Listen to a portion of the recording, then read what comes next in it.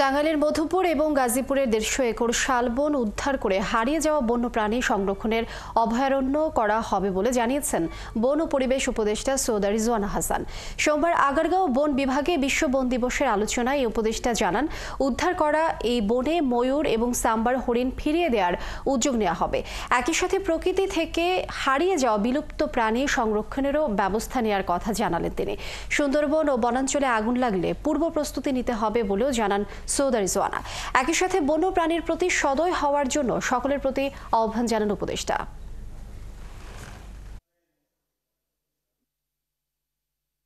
ময়ূর বাংলাদেশের প্রকৃতিতে আর নেই, এটা আপনারা জুতে বা সাফারি পার্কে গেলে দেখতে পান।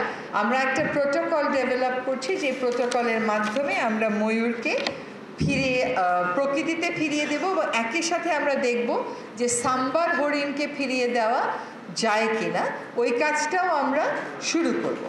আমাদের উদ্দেশ্য হবে হয়তো 31টা পারবো না, কিন্তু যতগুলো সম্ভব ততগুলো আমরা প্রকৃতিতে ফেরত দেব এবং এর জন্য আমাদেরকে কিন্তু সবুজের আস্তরণটাকে আসলে বাড়াতে হবে।